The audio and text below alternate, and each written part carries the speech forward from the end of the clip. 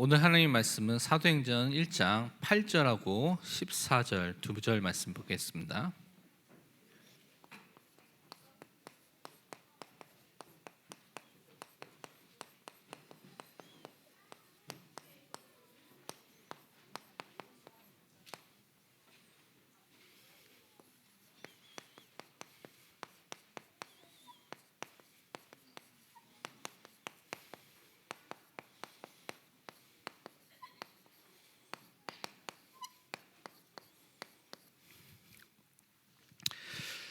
신약성경 사도행전 1장 8절하고 14절 두 절 말씀만 우리 같이 합독하도록 하겠습니다. 같이 읽겠습니다.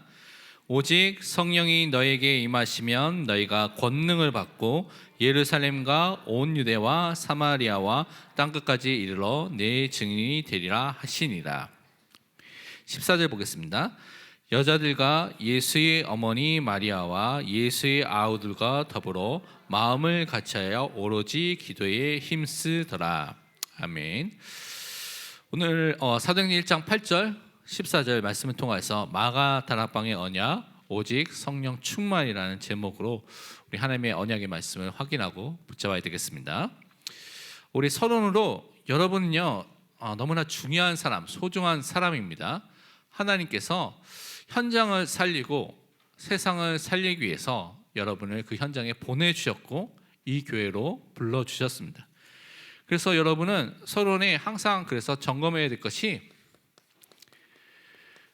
나의 영적인 상태가 어떠한지에 대한 부분을 좀 바르게 알고 점검하고 확인해야 되는 것입니다.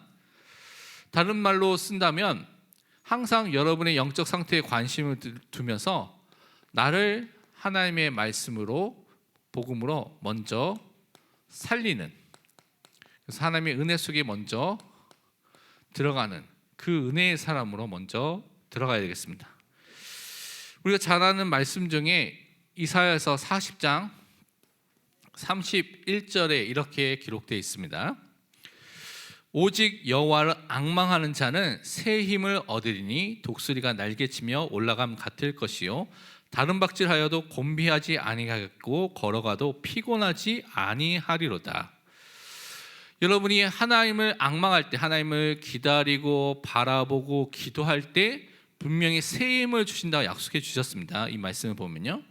그러니까 여러분은 항상 경험해야 될 것이 내가 지금 무엇을 바라보고 있는가, 무엇을 기다리고 있는가, 무엇을 향해서 좀 기도하고 있는가라는 부분을 항상 기도해야 됩니다.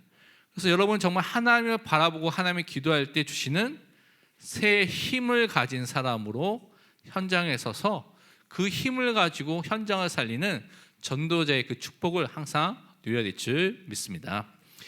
그래서 하나님께로부터 오는 이 영적인 힘을 가진 전도자로 여러분이 서서 현장을 살리는 응답을 항상 누리는 것이 너무나 중요한 것입니다. 이 축복을 누린다는 것은 여러분 현장 속에 하나님의 나라라는 그 하나님의 배경을 항상 누리는 것이죠. 그리고 여러분은 이 하나님의 나라에 소속되어 있는 하나님 나라의 백성이고 하나님의 자녀인 것을 항상 깨닫고 누리는 것입니다. 그 정체성을 항상 확인하는 것이죠. 이 속에 살 때 하나님의 뜻과 하나님의 계획을 알기 때문에 여러분은 그 뜻대로 그 계획대로 하나님의 인도함을 받는 그 영적인 상태를 누리게 되는 것입니다. 그래서 승리라는 하나님이 주신 응답을 분명히 여러분 삶 속에 확인하게 될 줄 믿습니다. 그래서 여러분이 항상 내가 누구인지 그리고 지금 여러분 현장에서 무엇을 따라가고 있는지라는 부분을 항상 영적으로 깨어서 점검해 보시기를 바랍니다. 그러면 우리가 오늘 마가다락방의 언약에 대한 축복을 항상 확인해야 되는데요. 이 현장에 모인 사람들은 참된 이유를 가진 사람들이 이 마가다락방에 모여서 그 성도들이 중요한 응답을 누렸던 것을 여러분 확인해야 됩니다. 사실은 이 현장에 모이면요, 그 당시가 핍박이 있었고 박해가 있었고 잘못하면 잡혀서 죽을 수도 있는 생명의 위협이 있는 그 시간표였는데 그들이 참된 이유가 있었기 때문에 그 가치를 알았기 때문에 그 현장에 모였습니다. 그래서 우리는 그것을 먼저 확인해야 되겠습니다. 이 마가다락방에 모였던 성도들은 다른 것이 아니라 하나님께서 그들에게 약속하셨고 주셨던 영원한 언약을 붙잡고 확인하고 누렸던 그 믿음의 사람으로 섰던 것을 여러분 꼭 말씀을 통해서 확인해야 됩니다. 그 언약은 우리가 잘 알다시피 다른 언약이 아니라 오직 예수 그리스도의 그 언약을 먼저 그들이 붙잡았습니다. 사도행전 1장 1절에 이렇게 기록되어 있죠. 데오빌로여, 내가 먼저 쓴 글에는 누가복음 말합니다. 무릇 예수께서 행하시며 가르치기를 시작하신부터, 그리고 계속해서 그의 사역이 어떻게 됐는지에 대한 부분을 계속 기록한 거, 사도행전에서 그 결과와 열매를 기록한 것을 누가가 쓰고 있는 것이죠. 여러분 인생에 어떤 결론과 어떤 언약이 가슴에 새겨져 있어야 되냐면 예수가 그리스도라는 이 언약이, 이 말씀이, 이 복음이 나의 것으로 새겨지고 각인되고 붙잡아져야 됩니다. 이것이 모든 것입니다. 그래서 여러분이 이 은혜 속에, 이 축복 속에 항상 거하는 믿음의 사람으로 살아야 될 줄 믿습니다. 그러면서 여러분에게 꼭 깨닫고 알아야 될 것이 다른 것이 아니라, 그래서 우리는 오직 하나님의 나라라는 하나님의 축복과 그 은혜 속에 거하는 믿음의 사람으로 또 서야 되는 것입니다. 사도행전 1장 3절에는 분명히 이렇게 말씀하고 있습니다. 그가 고난 받으신 후에 또한 그들에게 확실한 많은 증거로 친히 살아계심을 나타내사 40일 동안 그들에게 보이시며 하나님 나라의 일을 말씀하시니라. 하나님께서 지금도 우리와 함께 하시고 임재하시고 또 통치하시고 다스리시는 그 하나님의 나라의 일을 믿는 믿음의 사람으로 서는 것입니다. 그래서 여러분은 하나님의 절대 주권을 믿는 믿음의 사람으로 서는 것입니다. 여러분 삶 속에 분명 하나님의 계획과 그 계획을 이루고자 하는 하나님의 통치와 다스림이 있다는 것을 진짜 믿는 믿음의 사람으로 서는 것입니다. 그래서 그것이 내 개인과 우리 가정과 내가 하는 일 속에, 우리 교회 속에 분명히 있다는 것을 믿고 그것을 믿음으로 고백하고 그것을 따라가는 그 전도자로 우리가 서야 되겠습니다. 이것과 함께 우리는 항상 오직 성령 충만이라는 그 언약을 붙잡는 것입니다. 오늘 나와 있는 사도행전 1장 8절의 말씀이죠. 오직 성령이 너에게 임하시면 너희가 권능을 받고 예루살렘과 온 유대와 사마리아와 땅끝까지 이르러 내 증인이 되리라 하시니라. 약속의 말씀입니다. 근데 세계 복음화를 하기 위해서는 우리 힘으로는 절대 불가능하기 때문에 하나님께서 미리 말씀해 주셨죠. 성령의 내주와 성령의 충만 속에서 받은 그 권능과 능력과 힘을 가지고 예수 그리스도의 증인으로 땅 끝까지 서도록 말씀해 주시고 약속해 주셨습니다. 그래서 우리가 항상 확인해야 될 것이 이 힘과 이 능력 속에 내가 지금 살고 있는가라는 것을 확인해 보는 것입니다. 그래서 약속대로 분명히 이 응답을 받은 사람의 증인 문서가 우리가 읽고 있는 사도행전입니다. 그러면 사도행전의 그 증인의 응답을 받았던 그 성도들처럼 오늘날도 우리도 동일하게 약속 속에, 기도 속에 있으면 분명히 동일한 응답을 받을 줄 믿습니다. 그래서 우리가 항상 이것을 점검하는 것입니다. 내가 정말 오직 예수 그리스도의 그 복음 속에 결론돼 나 있는가? 지금 정말 하나님의 나라의 축복을 나의 삶 속에 함께 하시면 정말 누리고 있는가? 그래서 내 힘이 아니라, 내 능력이 아니라 성령의 인도와 충만 속에 그 권능을 체험한 전도자로 서고 있는가라는 것을 항상 확인해 보시기를 바랍니다. 그래서 이 언약 속에서 무엇을 했냐? 이 언약을 가지고 초대교회 성도들은 하나님께서 주신 방법인 기도 속에 들어간 것을 우리는 확인해 볼 수가 있습니다. 그것이 오늘 읽었던 사도행전 1장 14절의 말씀이죠. 마가다라봉의 그 여자들과 예수의 어머니 마리아와 예수의 아우들과 제자들이 함께 모였습니다. 70인 제자들이 모여서 120명 정도가 모였는데 그들이 더불어 마음을 같이하여 오로지 기도에 힘쓰더라고 사도행전 1장 14절을 말씀하고 있습니다. 이미 받은 언약이 확인되고 성취되는 것을 우리가 볼 수 있는 그 길이, 방법이 무엇입니까? 기도하는 것입니다. 기도. 그래서 여러분에게 중요한 것이 무엇이냐면 여러분이 매일매일 또 매주 강단에서 받은 그 언약, 그 말씀을 붙잡고 뭘 해야 되냐? 기도해야 됩니다. 기도하는 것을 통하여서 하나님께서 여러분 삶 속에 역사하시고 그 말씀을 성취하시는, 언약이 이루어지는 것을 경험하는 믿음의 사람으로 서야 될 줄 믿습니다. 그래서 여러분이 말씀 붙잡고 꼭 기도하시길 바랍니다. 그것을 통해서 이 초대교회 성도들이 뭐 했냐? 생명을 걸고 그 가치를 알고 함께 모여서 전도운동과 말씀운동을 이루는, 그래서 세계복음화의 시작을 이루는 교회의 축복을 이 현장 속에서 시작하게 된 것입니다. 그래서 정말 로마의 위협과 유대의 핍박과 많은 어려움들이 있는데요, 그 속에 가면 많은 어려움이 올 것을 알고도 함께 모여서 그들이 기도했던 것이죠. 왜냐하면 생명을 걸 가치가 있다는 것을 깨달았기 때문에 그렇습니다. 그래서 우리가 그 축복을 확인하는 전도자로 날마다 서야 되겠습니다. 그러면 마가다방 교회의 그 성도들이 실질적으로 그들이 누렸던 그 내용이 무엇인가라는 부분을 또 우리가 확인해야 되겠습니다. 1번과 관련되어 있지만 다시 한번 확인하면요, 이들은요, 그들이 복음 받기 전에 있었던 많은 각인들, 뿌리 내려진 것들, 체질된 것들이 많이 있습니다. 그래서 복음과 반대되는 것들이 우리 안에도 지금 많이 남아 있겠죠. 근데 이 모든 것들을 바꾸는 것이 너무 중요합니다. 우리 안에 너무나 무능력하고 무기력한 것도 있고요, 그것이 너무나 굳어져서 영적 문제처럼 우리 안에 딱 사로잡고 또 자리를 매김하는 것도 있을 수가 있습니다. 근데 이 모든 것들을 바꿀 수 있는 것은 하나님밖에 없는 것이죠. 그래서 우리가 특히 하나님의 말씀의 능력을 통하여서 이 모든 것을 바꾸는 것을 체험하는 현장이 또한 마가다락방의 현장이었습니다. 그래서 그들이 다른 것에 집중한 것이 아니라 오직 예수 그리스도를 통해서 주신 구원이라는, 생명 얻은 이 구원에 항상 집중하고 그 은혜를 사실적으로 누렸던 시간을 가졌던 것입니다. 그와 함께 하나님의 능력 속에 거하는 그 성령 충만이라는 하나님의 역사 속에 거하는 응답 속에 거하게 된 것이죠. 그것을 통해서 이들은 무엇을 누렸냐면, 이 땅에 살고 있지만 하나님께서 역사하시는, 또 그들을 인도하시는 천국 배경이라는 축복을 말씀과 함께 누렸습니다. 그래서 그들이 각인과 뿌리와 체질이 바뀌는 응답 속으로 들어갔던 것을 확인해 볼 수가 있습니다. 그래서 이것을 통해서 그들이 실제적으로 하나님께서 역사하시는 성령의 역사와 응답과 그 축복을 실질적으로 확인하고 누렸던 것을 사도행전 2장에 확인해 볼 수가 있습니다.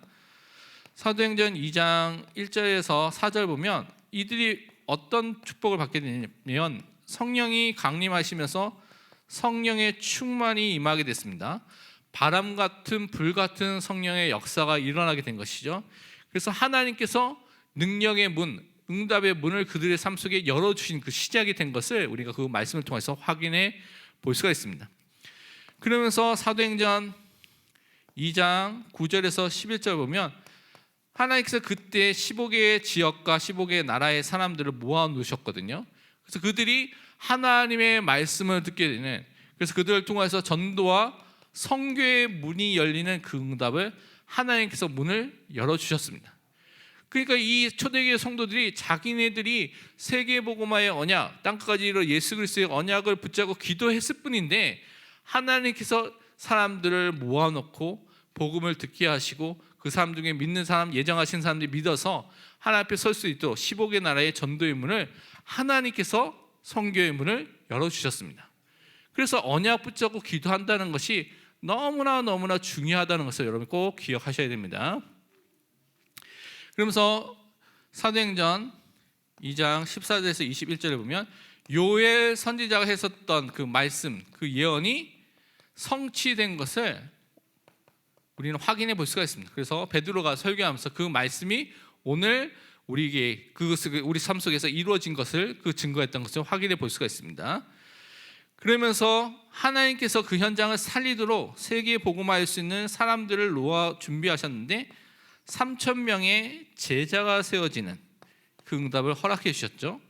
120명의 소수가 모여서 기도했는데 하나님께서는 그 예배 놓으신 그 현장에 그것을 넘어서서 3,000명이나 되는 구원받는 사람들을 일으켜서 하나님께서 세계 복음화를 하시겠다는 것을 그들에게 보여주셨습니다. 그래서 제자의 문도 하나님께서 열어주십니다. 그래서 우리는 그것을 기대하면서 현장 속에서 기도하시길 바랍니다.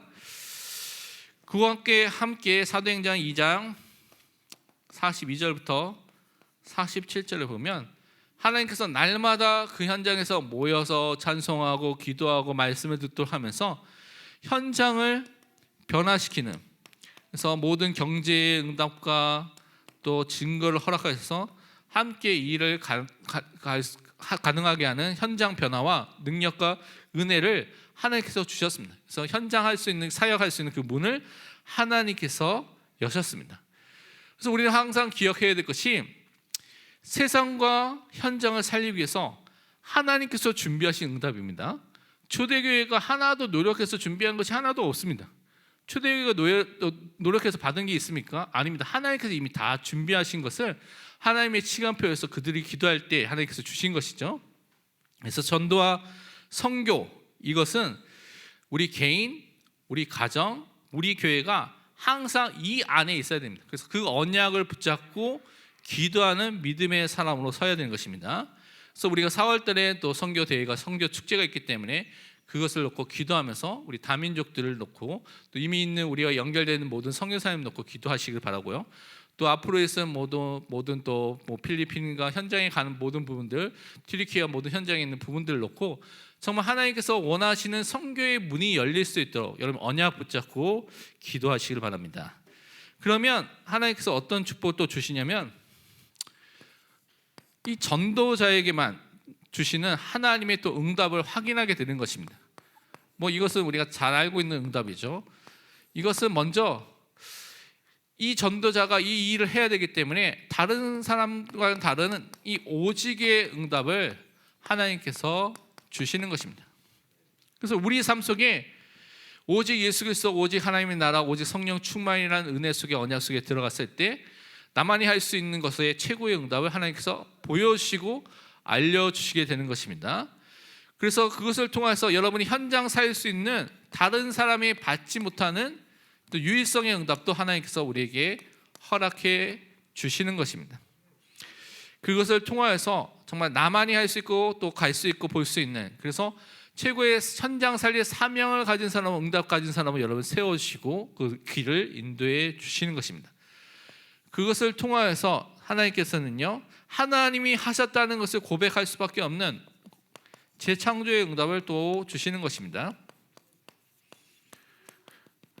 그것을 통하여서 인생의 정말 고통과 또 어려움과 고통 속에, 문제 속에 있는 사람들을 복음을 통하여서 그들을 살리고 그들을 바꿀 수밖에 없는 영적인 현장의 시스템들, 그 축복들을 회복할 전도자로 우리를 세워주실 줄 믿습니다.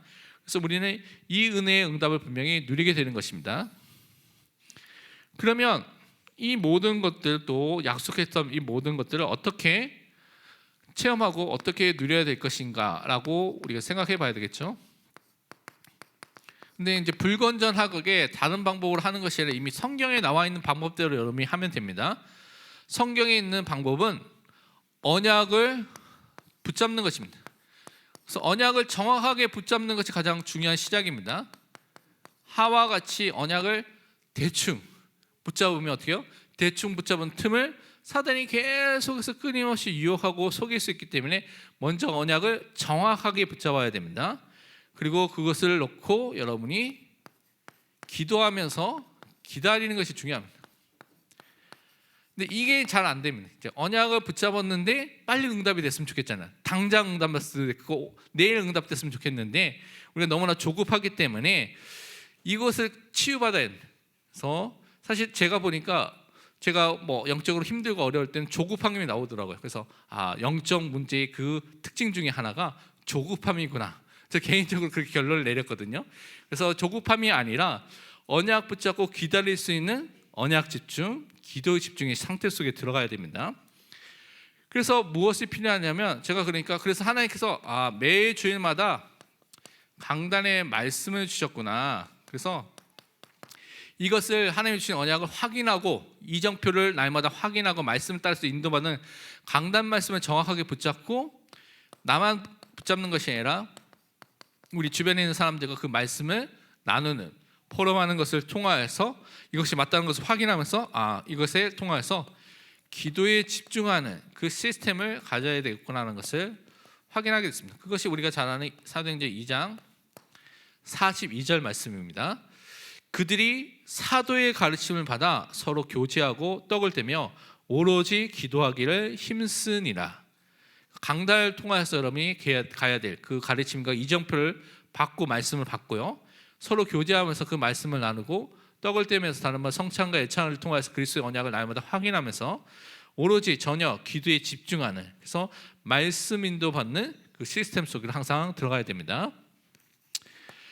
그것과 함께 지속적으로 우리가 함께 문제가 생겼을 때나 어려움이 있을 때나 사건이 있을 때도 함께 모여서 그 현장을 놓고 함께 언약 붙잡고 기도하는 것입니다.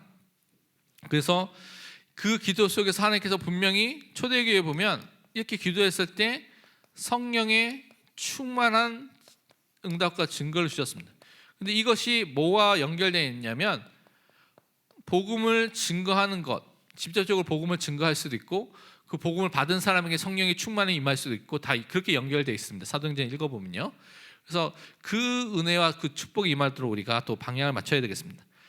우리가 잘 아는 사도행전 4장 31절에 보면 이제 베드로와 요한이 안전뱅이를 일으킨 사건 때문에 감옥에 있다 나오게 됐을 때 이제 성도들이 함께 기도했죠. 그래서 사도행전 4장 31절에 빌기를 다음에 기도하기를 다 그쳤을 때 모인 곳이 진동하더니 무리가 다 성령에 충만하여 담대히 하나님의 말씀을 전하니라. 그래서 우리에게 삶 속에 이런 복음과 전도의 축복이 일어나도록 우리는 기도를 해야 되겠습니다. 그래서 우리가 결론적으로 이 부분을 또 생각해야 될 것이 무엇이냐면 우리는요, 우리 마음과 우리의 생각이 항상 먼저 매일의 삶 속에서 성령의 충만 속에 들어가야 되겠습니다. 그래서 여러분 마음, 생각이 성령 충만할 수 있도록 여러분 나름대로의 개인적인 성령 충만의 비밀을 갖는 것이 너무나 중요합니다. 에베소서 5장 18절에는 우리가 잘 아는 말씀인데 이렇게 말씀하고 있습니다. 술 취하지 말라 이는 방탕한 것이니 오직 성령으로 충만함을 받으라. 세상과 많은 것들과 우리가 마음과 생각을 뺏길 것들이 너무나 많이 있거든요. 근데 그것이 아니라 날마다 하나님을 바라보고 성령의 충만한 가운데서 인도받을 수 있는 그 상태를 만드는 집중을 가져야 됩니다. 그러면서 여러분이 이것을 하기 위해서 중요한 것이 무엇이냐면 여러분이 판단하는 것, 선택하는 것이 중요합니다. 그래서 여러분의 판단과 선택 속에서 하나님이 기뻐하시는 것, 하나님이 원하시는 것, 그것을 선택할 수 있도록 여러분 좀 기도하는 것이 필요합니다. 우리가 잘 아는 빌립보서 1장 9절에서 10절에서 이렇게 말하고 있죠. 내가 기도하노라 너희 사랑을 지식과 모든 총명으로 점점 더 풍성하게 하사 너희로 지극히 선한 것을 분별하며 또 진실하여 허물 없이 그리스도의 날까지 이르고, 우리가 지극히 선한 하나님의 것을 분별할 수 있도록 기도하고요, 하나님의 뜻과 하나님의 소원에 맞는 것을 선택하는 그 삶을 사는 것이 너무나 중요합니다. 그래서 필요한 것이 무엇이냐, 매일매일 여러분이 말씀에 깊이 들어가는 시간이 필요합니다. 다른 말로 이것을 다른 단어로 쓴다면 말씀에 집중하는 시간을 갖는 것이죠. 그 말씀에 집중하는 방법은 많이 있습니다. 여러분 말씀을 읽을 수도 있고요, 말씀을 들을 수도 있고요, 말씀을 놓고 질문하고 그 속에서 답은 없는 묵상을 할 수도 있고요, 또 많은 방법이 있을 수 있죠. 하여튼 여러분은 이 말씀의 능력을 확인하고 말씀의 인도를 받는 여러분 나름대로의 영적 시스템을 가져야 됩니다. 그래서 여러분이 이 비밀 속에서 항상 하나님의 말씀과 항상 가까이 있어야 됩니다. 여러분의 입술에, 여러분의 마음에, 여러분의 삶 속에 뭐가 있어야 되냐면 하나님의 말씀이 있어야 됩니다. 항상 그래서 말씀을 읽고 여러분 생각하고 암송하고 여러분 말씀 듣고 묵상하는 그 삶을 항상 가지시길 바랍니다. 그래서 그 삶의 체계를 가져야 합니다. 아침에, 밤에, 낮 시간에 어떻게 해야 될 것인가, 여러분 나름대로 방법을 찾아서 그것을 선택하고 가지시길 바랍니다. 그러면 웨스트민스터 소위문답 오늘 제 76문답부터 하도록 하겠습니다. 76문답은 뭘 물어봤냐면 제 9번째 계명, 9계명이 무엇입니까? 라고 물어봤습니다. 그 답은 여러분 잘 알죠. 9계명은 내 이웃에 대하여 거짓 증거하지 말라고 하신 것입니다 라고 되어 있습니다. 거짓말로 증거하지 말라라고 한 것이 제 9계명입니다. 그것이 출애굽기 20장 16절, 신명기 5장 20절에 기록되어 있는 것이죠. 그러면 77문답에서는 그러면 도대체 이 9계명에서 우리에게 요구하고 명령하신 것이 무엇입니까? 그럼 어떻게 이것을 지켜야 됩니까? 라고 말한 것이죠. 그 답으로는 제 9계명이 요구하는 것은 특별히 증거하는 일에 있어서, 우리 다른 사람에 대해서 말하는 일에 있어서 사람들 간의 진실과 또한 우리 자신과 이웃의 명성, 그 명성을 유지하고 지키고 증진시키는 것을 바르게 해야 된다고 말하고 있습니다. 그래서 우리가 진실되게 사람들에 대해서 말하면서 그 다른 사람과 우리가 갖고 있는 이름, 그들의 평판 많은 것들이 있죠. 그것들을 올바르게 전달하고 말해야 된다고 말하고 있습니다. 그러면 성경에서 이것과 관련해서 어떤 말씀을 하고 있는지를 확인해 보면 좀 알겠죠. 잠언 14장 5절에는 이렇게 말하고 있습니다. 신실한 증인은 거짓말을 아니하여도 거짓 증인은 거짓말을 뱉느니라. 그래서 거짓말을 하지 않는 것에 대한 부분을 좀 말하고 있죠. 잠언 14장 25절에는 또 이어서 이렇게 말하고 있습니다. 진실한 증인은 사람의 생명을 구원하여도 거짓말을 뱉는 사람은 속이느니라. 그래서 우리가 사람의 생명을 구원하는 그 일을 하도록 말을 또 해야 되는 것을 말하고 있습니다. 스가랴서 8장 16절에도 또 이렇게 말씀하고 있습니다. 너희가 행할 일은 이러하니라. 너희는 이웃과 더불어 진리를 말하며 너희 성문에서 진실하고 화평한 재판을 베풀고. 그러니까 우리 이웃과 다른 사람에게 말할 때 거짓말, 거짓 뉴스 막 그런 것들이 아니라 진실된 것들을 나눌 수 있는 그런 사람으로 서야 된다고, 진리를 말하도록 말씀하고 있습니다. 사도행전 25장 10절에는 또 이렇게 말씀하고 있습니다. 바울이 이르되 내가 가이사의 재판 자리에 앞에 섰으니 마땅히 거기서 신문을 받을 것이라. 당신도 잘 아시는 바와 같이 내가 유대인들에게 불의를 행한 일이 없나이다. 바울이 사실은 유대인들에게 너무 많은 어려움과 고통을 당했기 때문에, 또 그들은 로마 시민권을 갖고 있는 배경이 있기 때문에 그 사람들에게 억한 감정이 있으면 그 다른 말을 할 수도 있고 막 말할 수 있는 그런 기회와 그런 배경이 있던 사람입니다. 그런데 이 바울은 그 불의한 일들을 행하지 않았다고 분명히 말하고 있는 것이죠. 그러면서 에베소서 4장 15절에는 또 이렇게 말씀하고 있습니다. 오직 사랑 안에서 참된 것을 하여 범사에 그에게까지 자랄지라. 그는 머리니 곧 그리스도라. 우리가 살아가야 될 삶이 거짓을 향해서 살아가는 것이 아니라 그리스도의 사랑, 하나님의 사랑 안에 있고요, 하나님 원하시는 참된 것을 행하면서 남을 살리는 그 일을, 말을 하는 것을 항상 말하고 있는 것이죠. 베드로전서 그래서 3장 16절에 또 이렇게 말씀하고 있습니다. 선한 양심을 가지라. 이는 그리스도 안에 있는 너희의 선행을 욕하는 자들로 그 비방하는 일에 부끄러움을 당하게 하려 함이라. 그러니까 우리의 말뿐만 아니라 이 말이 나오기 위해서 우리 마음, 생각, 이 모든 것이 연결되어 있는 것이죠. 그래서 우리의 모든 마음도 생각도 우리 말도 행동도 하나님께서 원하시는 살리는 일을 해야 된다고 말하고 있습니다. 그래서 요한 3서 1장 12절에 이렇게 말씀하고 있습니다.